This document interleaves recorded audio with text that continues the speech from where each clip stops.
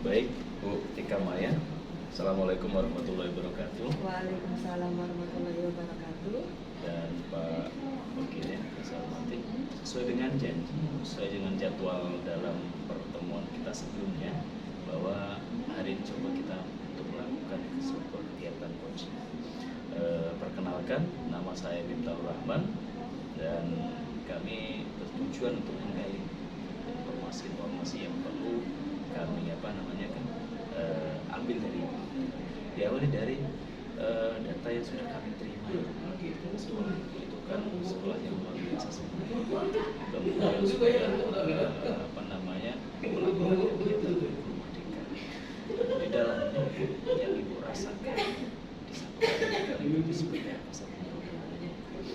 Iya, yang saya rasakan ketika melaksanakan kurikulum Merdeka, saya tadi belum tahu apa-apa Pak tentang kurikulum Merdeka. Nah, ketika saya sudah dapat pelatihan, saya mulai nih sosialisasi nih ke guru-guru gitu kan. Awalnya guru-guru itu langsung kaget, kayak ya ganti kurikulum lagi gitu, ganti perubahan lagi, kayak mana lagi ini pembelajarannya.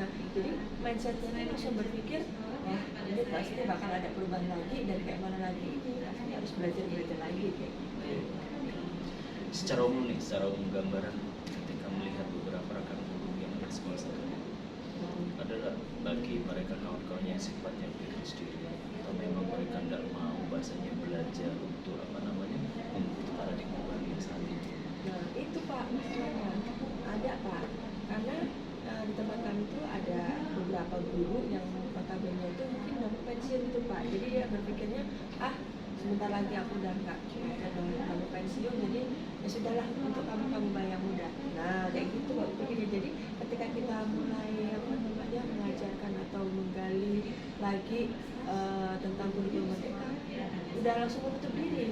Ya sudah waktu yang muda-muda ada, muda-muda aja kayak gitu. Dari beberapa jumlah kawan kita nih, secara persentase, ya temuan kawan kita yang sifatnya pikir sendiri dengan paradigma baru berapa persen? Sebenarnya cuma sedikit sih, ya 20% lah. Tapi dari 20% itu kalau memang dia sudah menutup diri itu nanti bisa jadi banyak persen. Kan apa? Karena kalau yang negatif itu kan biasanya menular Pak, cepat banget. Nah itu yang saya khawatirkan. Betul. Oke, jadi kita kembali ke tema yang dikaitan dengan Merdeka. Ya.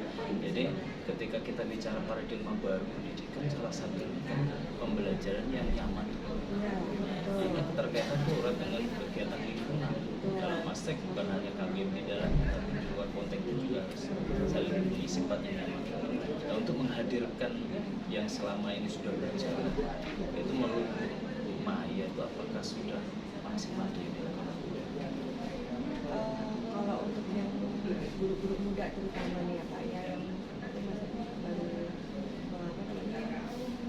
guru-guru muda lah, tergolong yang masih usianya masih muda, mereka masih semangat gitu Pak.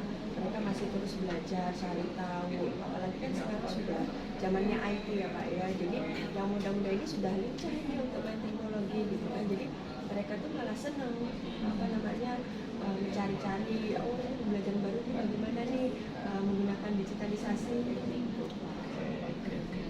Ketika kita bicara tadi paradigma baru, kan selain lingkungan yang nyaman, dalam kabin juga menghadirkan yang nyaman bagi anak pembelajaran itu kan ada lagi sebuah kegiatan yang harus kita siapkan di paradigma baru. Kalau ketika boleh tahu yang ketika pahami selain dari rasa nyaman anak yang dari paradigma baru, tentu saja kebutuhan peserta didik. Ya, di konsep sesuai dengan kebutuhan didik itu yang sudah dilakukan rekan-rekan di satuan pendidikan Bu Maya itu apa ya? Nah, itu yang saya pikir Pak. Saya pikir itu kita sudah belajar kurikulum Merdeka, pembelajaran paradigma baru, artinya pembelajaran yang peserta didik kan.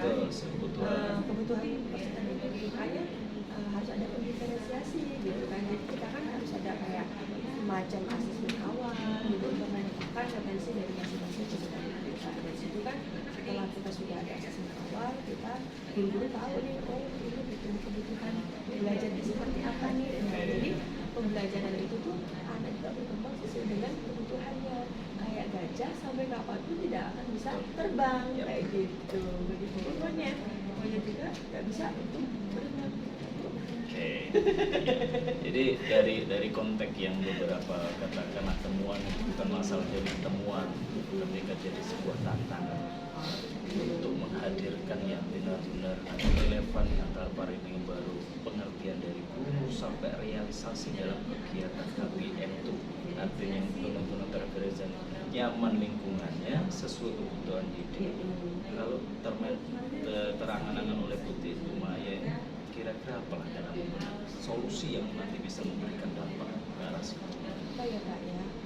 Guru-guru itu kan kadang-kadang kalau pulang sekolah itu sering kumpul. Oke. Jadi kadang-kadang mereka tuh suka pulang sekolah, kumpul-kumpul suka cerita. Ini tadi anak saya di kelas kayak gini. Jadi kayaknya kalau misalkan bentuk komunitas apa ya Pak ya? Mungkin bisa ya Pak ya? Komunitas antar sama guru kelas atau sesama fase kayak gitu kan. Jadi kan bisa saling bertukar pikiran, berbagi taktik baik.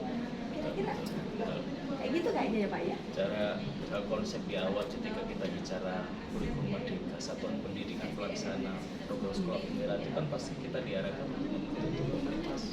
Dari awalnya ketika kita kumpul-kumpul ketemu yang diobrolkan tuh kadang-kadang di luar tema. Benar. Tinggal kumpulnya kawan itu sekarang bagaimana cara kita memanage kan gitu. Cara manage bagaimana baiknya. Jadi kan ketika kembali nanti sebuah kombel sudah ada. Kombel sudah ada. Sebelah juga sudah ada. Sekarang kira-kira dalam perencanaan untuk merubah mindset paradigma baru rekan-rekan sampai terrealisasi dalam sebuah pembelajaran terbuka referensi terbersedia anak-anak gurunya. Ya itu berarti dari yang kumpul-kumpul itu orang di gambar juga semua kasih gambaran. Nanti kita suruh kumpulkan lagi si guru-guru semuanya, kita bentuk semacam komunitas. Nah setelah kita kumpul bersama membentuk komunitas, kita buat perencanaan.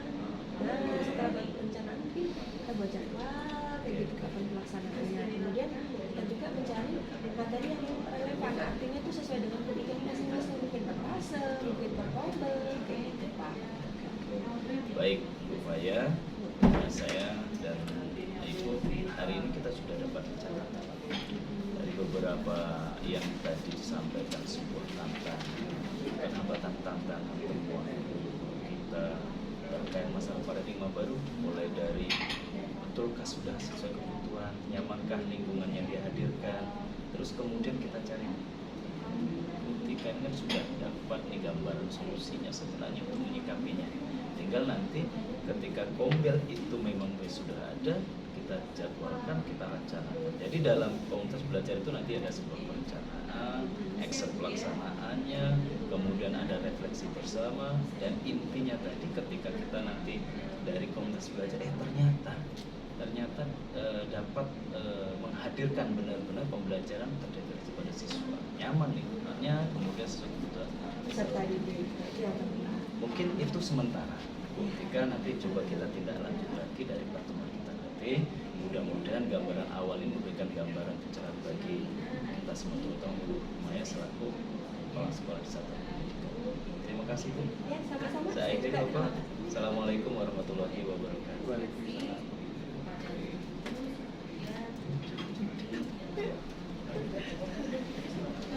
Iya.